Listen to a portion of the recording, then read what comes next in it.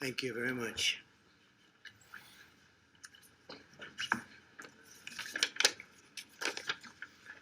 I guess I might begin.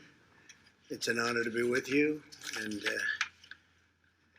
really brave men and women. The job you do is incredible, and the progress you've made in the last short period of time has been unbelievable. On April 1st of this year, I announced the launch of a powerful U.S. military and law enforcement operation to combat the flow of illegal drugs across the Western Hemisphere. Today, I'm pleased to be with Admiral Craig Fowler and his team, done an incredible job, at the U.S. Southern Command Headquarters to provide an update on this incredible, successful effort. We're joined by Secretary of Defense Mark Esper. Thank you, Mark. Acting Secretary of Homeland Security Chad Wolf. Chad, thank you, thank you. Commandant of U.S. Coast Guard Admiral Carl Schultz. Admiral. Associate Deputy Attorney General Amanda Liscombe. Thank you, Amanda. Congressman Mario Diaz-Balart, who is a friend of mine for a long time. Thank you very much, Mario. Great job you're doing down here. And many, many others, leaders and military geniuses and people that do a fantastic job. In just 12 weeks, SOUTHCOM's surge operation conducted with key regional partners has resulted in more than 1,000 arrests and the interdiction of 120 metric tons. I can only tell you that's a lot of narcotics worth billions and billions of dollars. We're determined to keep dangerous drugs out of the country and away from our children. We're securing our seas. We're securing our borders. This is a new operation, not been done before. And this operation has been incredibly successful. As you know, in the United States, at least before the COVID came to us, the flu, the virus, the China virus, whatever you'd like to call it, it's got many different names. But before it hit, we were doing really well, and we're still doing very well, but now we're getting back on track. Last year, 70,000 precious American lives were taken because of the poison the cartels bring into our country. Under my administration, drug overdose deaths fell for the first time in nearly 30 years, and they fell fairly substantially. Unfortunately, the shutdowns caused by the China virus have led to a recent rise in overdose deaths, still below the level that they were at, but nevertheless, it went up a little bit. This is one of the reasons that we're working to safely and responsibly reopen our country, reopen our schools, get our country going again 100%. We're setting records on jobs. We're setting records on many different things. We're going to have a great third quarter. Third quarter is going to be tremendous numbers. Fourth quarter, likewise. And next year, economically, will be one of the best years we've ever had. But you'll see the numbers starting to come out really, really high in the third quarter. And you've already seen the record-breaking job numbers. NASDAQ just hit recently about 12 record highs, 12 days record highs. And the other markets are right behind it. They'll be hitting records hopefully very shortly also. That means people have a lot of confidence in what we're doing. With the help of the heroes here at SOUTHCOM, Coast Guard, CBP, DEA, and law enforcement will work relentlessly to seize illegal drugs, arrest vile traffickers. The traffickers are truly vile. They're terrible, terrible people, what they do, mostly to women and children, but women. And dismantle criminal cartels who are responsible for the deaths of thousands and thousands of Americans. I'd like now to introduce Secretary Esper to say a few words. Mark, please. Yes, thank you, Mr. President. Thank you very much, sir. Thank you, Mark. And good afternoon, everyone. It's a pleasure to be here today to discuss the successes of our enhanced counter-narcotics operations in the Eastern Pacific Ocean and the Caribbean Sea. The Department of Defense began this initiative alongside our interagency partners at the President's direction on April 1st as part of our whole-of-government effort to combat the flow of illicit drugs into our country and to protect the American people. Transnational criminal organizations have destroyed far too many American lives by smuggling heroin, cocaine, fentanyl, and methamphetamines into our country, leading to drug overdoses and addiction in our communities. Moreover, the profits derived from these activities support a range of bad actors, from cartels in Mexico to the illegitimate Maduro regime, which continues to oppress the Venezuelan people. Despite the challenges posed by the coronavirus pandemic, our enhanced counter-narcotics operations have shown great success in countering those threats by disrupting the flow of illicit drugs, denying our adversaries financial resources, and strengthening the capacity of partner countries in the region. Since the end of March, we have employed in the U.S. Southern Command Area of Responsibility 75% more surveillance aircraft and 65% more ships than normal for drug interdiction. These additional assets include 4 Navy destroyers, 5 Coast Guard cutters, and 8 aircraft. Currently, nearly a dozen Navy and Coast Guard ships and over 15 aircraft from across the interagency are supporting our efforts, in addition to security forces deployed to the region. Further, we have successfully engaged and encouraged 22 partner nations to join us in this fight and step up their involvement in drug interdictions. As a result of these enhanced operations, SOUTHCOM and our interagency and international partners have disrupted more than 122 metric tons of cocaine, as well as over 18,000 pounds of marijuana. We denied nearly $2 billion in drug profits, increased our targeting of known smuggling, maritime events by 60%, and neutralized dozens of members of transnational criminal organizations. These efforts have been critical to saving countless American lives and making our communities healthier, safer, and stronger. I want to thank the President, President Trump, for his leadership in bringing us together in support of this critical mission. Thank you, sir.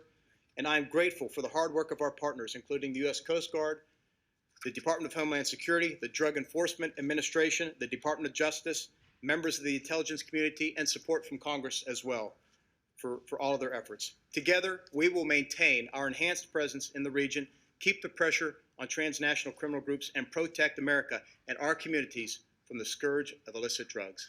Thank you.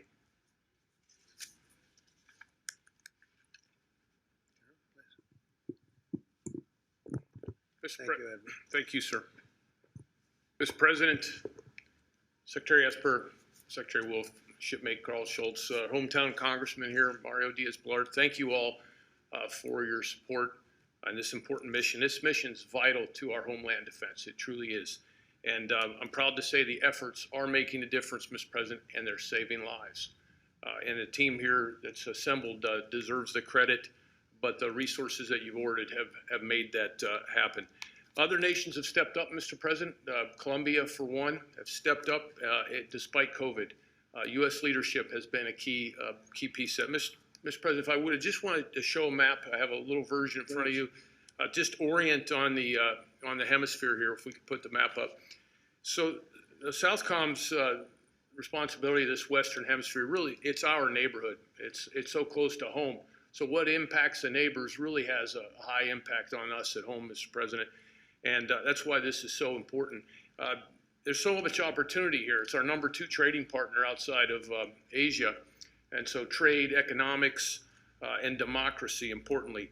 And our partner nations are willing. They want to work with us. And we work with partners so from Guatemala on south and out into the Caribbean.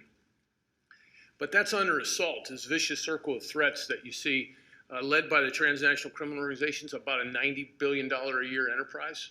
And it feeds off corruption and now the added instability of COVID. But as I said, that partners have stepped up despite the COVID, which is a tribute to their security teams. Mm-hmm. There's also another aspect in this neighborhood of ours, and it's what we call in national defense strategy, great power competition. So China has certainly looked at this neighborhood as an opportunity for them. And when you think about the proximity of some of their investments, Jamaica and El Salvador, it's just as close to Washington as is to Miami is, if you look at comparative distances. Slide, please. But what our citizens want, I know certainly my dad in Western PA who's watching wants, is they want to know if we're making a difference. And the numbers, as we've stated, really have. At 15% more disruptions, that's detainees, that's drugs off the street. Yeah. That's at 122 metric tons, Mr. President. And 60% more targeting is a big deal for us because that means we can put more assets on more targets. And the enemy's seen that. We've gotten information from our intelligence agencies that says the enemy's watched that, and they're waiting and they're stockpiling and they're trying to change their tactics. Those additional Navy ships, the AWACS from the Air Force, Oklahoma Guard, MC-12s, DE agents, a whole team effort really as we make a difference here. But that 70% partner participation is key, Mr. President. And I think of it this way, you know, on the field to compete when you go to golf or baseball, you want the best players with you. And we certainly have those winners with us here today. Just wanted to introduce you to two, Mr. President. Brigadier General Juan Carlos Correa, if you'd stand up, General. President Duque has sent us his best and paying for it. So he comes here fully paid by Colombia, and he works for me. And it's a recognition that Colombia is with us in the Korean War, and they're with us today and making a difference. And our Brazilian President Bolsonaro, a very new addition to our headquarters, Major General David, one of the sharpest in Brazilian armed forces, is in our J5 organization. Again, Brazilians paying for him to come here and work for me to make a difference in security. You know, Brazil's been with us since World War II, and our relationship is growing even stronger, Mr. President.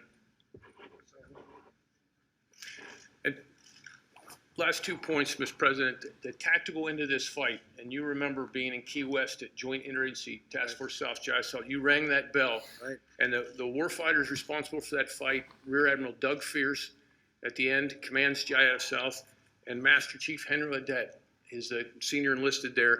They're the ones that are really day in and day out at the tactical edge of this fight, sir. And I'll tell you what, Mr. President, they're ringing the enemy's bell every day, sir. They seem to be. It's a fantastic job. Thank you, very much. Mr. Congressman, would you like to say something? Thank you. Mr. President, nothing prepared, but I can tell you in my time of Congress, which is now almost 18 years, this region has frankly been looked over. I just barely any attention paid to it. And sometimes when the attention was paid, bad things were done. I will tell you that your administration has emphasized freedom. I want to thank you, by the way, on a personal note, a little bit of a more parochial note, for your emphasis on helping the people of Venezuela regain their freedom, helping the people of Nicaragua regain their freedom, and your solidarity to the people of Cuba, which has been, frankly, like we've never seen. But your leadership here in fighting narcotics coming to the United States is literally saving American lives. So again, just as one who represents Southern Command, grateful for your emphasis of this command and what they do, but for your leadership in actually saving American lives, those who are victimized every year by this scourge of illicit narcotics. So thank you for being here, but more importantly, thank you for your leadership and your emphasis on those key issues. Thank you. Well, I want to thank you for your leadership. You have done a fantastic job. You represent the area so well. I know this area quite well, as you can imagine, but I know it very well. Little Venezuela, we call it, and incredible people. I know the people. And we're going to be fighting for Venezuela. We're going to be fighting for our friends from Cuba. They know that we've been doing that, and so many other places. But Cuba, Venezuela, we have it very well under control, and you know what we're doing, and we're in touch all the time. So I want to thank you for your tremendous work. And maybe I could ask Amanda to say a few words, please. Thank you. I'm honored to be here today with our interagency partners to recognize the incredible work being done to disrupt the flow of drugs to the United States. Drug trafficking organizations are devastating this country with the drugs that they are pumping in. We continue to see Mexican cartels traffic cocaine, methamphetamine, heroin, and fentanyl into the United States. This fentanyl is fueling the ongoing domestic opioid crisis, and we are seeing an increasing surge in low-cost, high-purity, and high-potency methamphetamine. Further, Colombian cartels continue to control the production and supply of cocaine and rely on a partnership with Mexican cartels to export multi-ton quantities of cocaine from Colombia to U.S. markets. As these drugs are more readily available and more deadly, we are seeing record-level overdose death rates. Every year, more Americans die from overdoses in the United States than died in the entirety of the Vietnam War.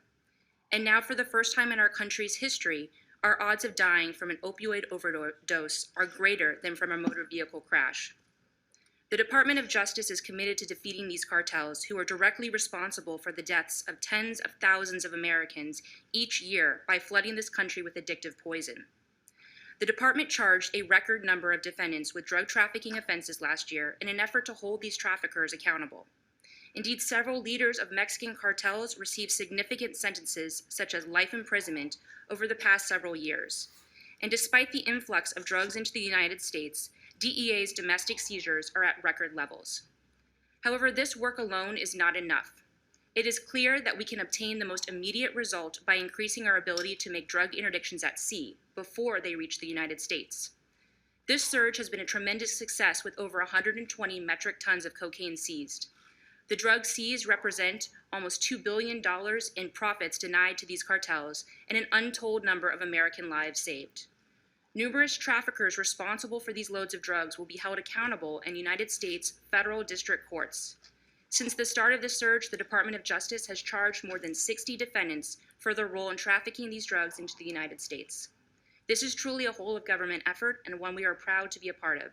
Working together, we can and will interdict these deadly drugs before they reach our country and destroy the cartels who are responsible. Thank you. Thank you, Amanda. Great job you're doing. Appreciate it. Thank you. Admiral, please. Mr. President, it's an honor to be here with you, and it's an honor to be back at SOUTHCOM. I had the privilege of serving. This is a great team, highly professional, doing tremendous things in the region. Sir, to the DHS team just starting, your Coast Guard's been in this game with our DHS partners, CBP, Air Marine, the Homeland Security Investigations Office. We've been involved about 1.8 million pounds of cocaine eradicated here in the last 4 years. This surge here with the support of the SecDef and your support, the SOUTHCOM team, sir, has been successful. We integrate in a joint environment remarkably well. We've heard the numbers, so I won't repeat them, but these are transnational criminals, sir, and these are very sophisticated groups. Craig mentioned it's a $90 billion annual industry that we're disrupting here. So I'm very excited about being here. The Coast Guard has committed to doubling down our efforts here through the end of the calendar year. We take some risk other places, but this is righteous work.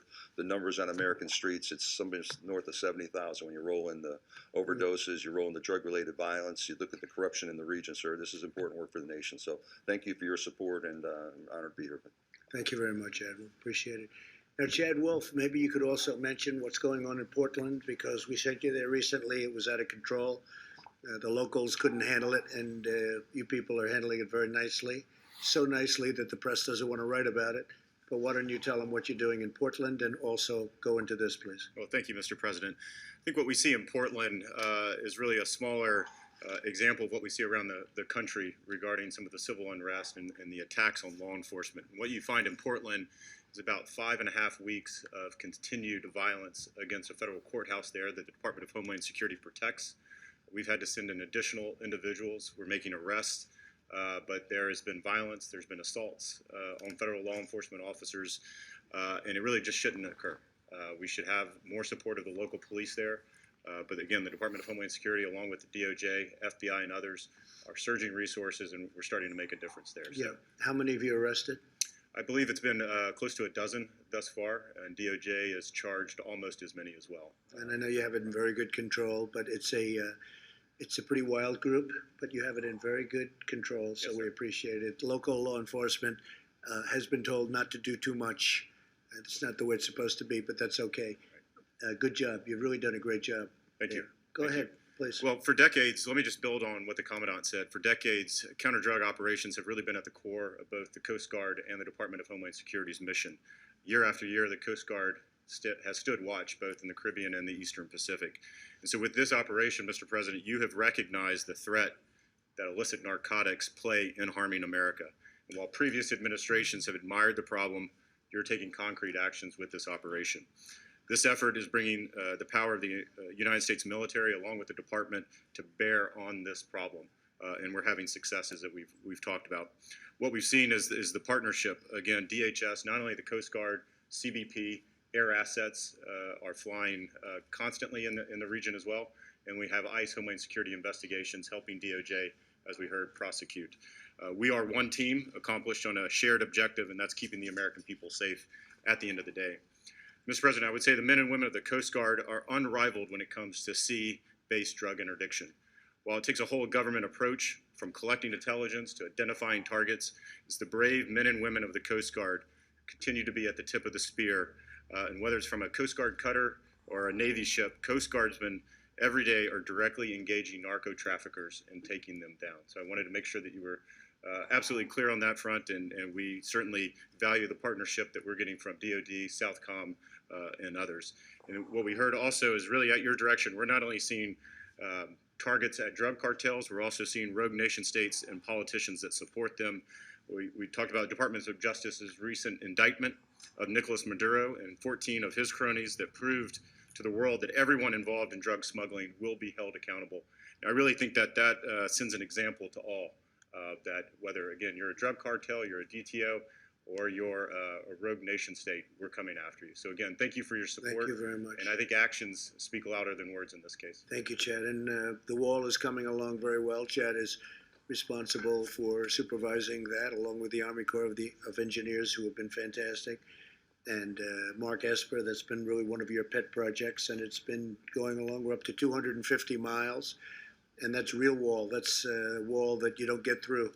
It's tough stuff, and built to the highest standard, built to everything that Border Patrol wanted. They all sat down and they designed their perfect wall, and then we said, let's build it that way. And we're up to 250 miles. By the end of the year, we'll be up to 450 or so, and we'll have it finished very shortly thereafter. And it's made a tremendous difference because your numbers on the southern border are very, very small coming through. And especially with COVID, that turned out to be very lucky for us that we had the wall, or we would have been inundated, because they do have some big problems. I was with a great gentleman, the president of Mexico, 2 days ago. We had a long talk about the southern border and Mexico, and they've had some difficulty, but he's doing a fantastic job as president. But the wall is very exciting, and we'll have that opened relatively very, very shortly. And that was despite all odds, I would say, Mark, wouldn't you say? That was despite all our odds. We had a certain party that was against it. They're not against it anymore, you know. In the end, they just raised their hand. They said, we don't want to take this on, because politically it turned out to be as good as we always knew. You know, two things never change: walls and wheels. Wheel will never change. You know, they were talking about technology. Technology is no good without the wall. And but it's something that I've heard for a long time. Two things you will never change in 1,000 years from now: a wheel and a wall. They work, and this wall has really been unbelievable the way it's worked. So great job, and let's get it finished. And tremendous numbers on the southern border. Very few people coming in. Appreciate it. And we've made a lot of legal changes too. Makes it a lot easier for you.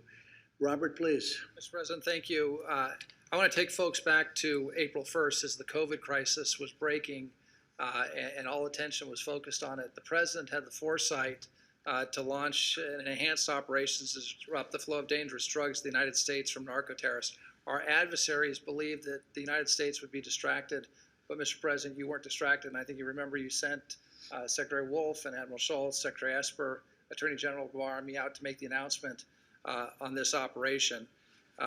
The traffickers used their funds for nefarious purposes, among them to finance the regime of Nicolas Maduro, the illegitimate regime in Venezuela. And for years, Venezuela has flooded the United States with cocaine. It poisons our communities, and it fuels a dangerous epidemic of addiction that threatens the safety and security of all Americans. The situation in Venezuela has gotten so bad that earlier this week, Admiral Fowler called the Venezuela a paradise for drug traffickers who enjoy the support and cooperation of the Maduro regime and his allies. Now, to crack down on the traffickers, President Trump deployed additional ships, aircraft, security forces that you've heard about.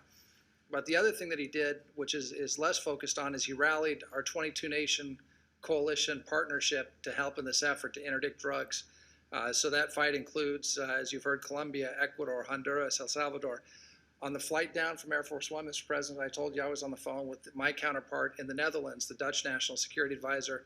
They've been part of this coalition fight, and they're very proud to be partnered up with Customs and Border Patrol, DEA, the Coast Guard, our military, working in the Caribbean and the Eastern Pacific, where we've all had a huge effect. In addition to this operation, the Colombian-led Operation Orion 5, in partnership with the United States, has disrupted or seized approximately 50 additional metric tons of cocaine that would have otherwise come into our country, Mr. President. So President Trump has been resolute in his commitment to protecting the American people from the scourge of narco-terrorists and traffickers. Our military deployments in the Caribbean and in the Eastern Pacific will endure. Those profiting from illicit drugs and the destruction of our communities will be brought to justice. The United States will continue its maximum pressure campaign on the Maduro regime, which has a criminal hold over Venezuela. And I can tell for the Venezuelan people, when I speak with President Trump, he asks almost every day, how are things going in Venezuela? What can we do to help the Venezuelan people? This operation is part of that effort. Venezuela is a narco state led by a corrupt, criminal, illegitimate regime, and the people of Venezuela are suffering because of Maduro. Mr. President, you've been committed to cutting off his financial lifelines, identifying ways to continue to support the Venezuelan people, and ensure the unfettered flow of humanitarian aid to those same people that are suffering. So for those of you in Venezuela, I can let you know that President Trump continues to stand with you. He stands with interim President Guaido, the democratically elected National Assembly, and all the people that are fighting for their freedom and their basic human rights and a restoration of democracy and the rule of law in Venezuela. President Trump's fight against drugs and narco trafficking in the Caribbean and in the Eastern Pacific are good for the United States of America. They're good for the people of the region, including Venezuela, but they're also good for the entire world. So, Mr. President, it's an honor to serve with you in this effort. Thank you for all that you're doing, sir. Thank you very much, Robert. And James, please. President Trump, as your principal drug advisor, thank you for your commitment and your leadership on the drug issue. I echo your thanks to the men and women who wear a uniform, whether it's the military or whether it's our state and local law enforcement partners who are stopping these deadly drugs from entering our country and thus saving American lives. You laid out a comprehensive strategy to prevent drug use before it starts, to get more people into treatment, and importantly, as we're talking about today, to stop these drugs from coming into our homeland. At your direction, we've implemented a whole government approach. We've made record investments, and we're taking real action, which meant you have received, and more importantly, the American people have received real progress. We must recognize these drug cartels are trying to take advantage of the pandemic, and you are not letting that happen. You are making certain that those people who are suffering and risk death are making sure that we are taking the steps necessary to protect them. That's why your leadership in this step is so important. You're sending a clear message that this administration, that this country will not let up in our fight against drug traffickers. You're doing it also with our international partners. For the first time, Colombia, I recognize the work done there. They eradicated 13,000 hectares of cocaine in 1 month, last month in June, and that is before they begin the aerial eradication that we have talked about so often. We cannot let these drug traffickers take advantage, especially these cocaine traffickers that are coming up through this AOR. The surge operations are effective and they're going to continue, and we are going to take the fight to these drug traffickers. You have relentlessly committed to the American people by making investments of $36 billion for both the military fight, our law enforcement fight, as well as treatment. And of course, one of the signature programs of the First Lady, something that's really been led by Kellyanne Conway, of speaking to the American people about the dangers of drug use. The media campaigns that she and the First Lady have done have really made a huge difference in what has happened. And so I'm very appreciative to be a colleague of hers. We rely on Admiral Fowler, Admiral Schultz, Admiral Fears, and Master Chief Audette as the ones who are out there actually taking the risks, taking the dangers for the American people. We appreciate what you all are doing, and we urge you to continue to be relentless. Thank you. Thank you very much. And Douglas and Henry, if you'd like to say something, go ahead.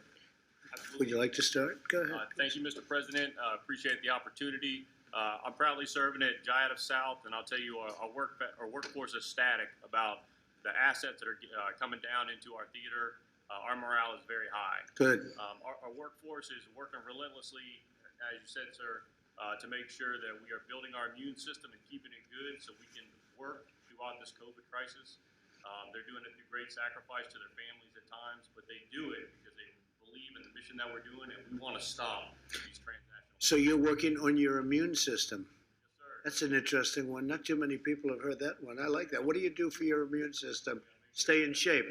Absolutely, sir. Working out, hydrating, proper That's nutrition, good. and staying safe. I'm going to have to start doing that, I think. That's a good idea. And we're doing it and we're proud to do it. Thank you. That's great. No, that's great. And lastly, I'd tell you, our men and women in the military really appreciate the 3.1% pay raise you gave us this year. It means a lot to our men and women who work hard and go in harm's way all across the globe. So thank you so much, sir. Well, thank you. And Mario obviously had a good immune system because you recovered. Wasn't pleasant, but you got there, right? I don't recommend that as a dietary. No, it's not good. But you did a good job. And by the way, thank you for your multiple calls while I was. Absolutely. Well, you've been my friend. Thank you very much, Mayor. Please. Sir, thank you for coming down today as your tactical commander down on the edge of this operation. I've been in this mission space for over 30 years. I've never seen this many resources applied to the problem set of transnational criminal organizations and counter-narcotics operations. So we have under our roof 21 different countries represented by their foreign liaison officers. They come to work every day trying to lean into this problem set. We've got a whole of government from the U.S. government with a completely joint force from all the branches of the service, as well as all of our interagency partners from all the departments and agencies and beyond what's represented in this room. And so we're just grateful for the opportunity to lean into the problem. And I can tell you with surety that we're targeting and we're getting after this every single day. So thank you for your time, sir, and the resources. Well, thank you very much. I appreciate it, Douglas. And we have the best equipment that we've ever had as a military. We spent $2.5 trillion on our military, and some of it's arriving, some of it's coming in, but much of it's here. So when you say the quality of equipment, we definitely have the best equipment we've ever had. We have the best equipment anyone has as a military. We have things under construction that we're going to take a look at one day soon, where we have missiles that go, I hear, 17 times faster than any other missile, and the normal type at least, and it's something that nobody has anywhere in the world, 17 times faster. So it's a little hard to spot it when it goes that fast, because by the time you spot it, it's gone. But we have things happening that nobody has even thought about. So thank you very much. You've done a fantastic job.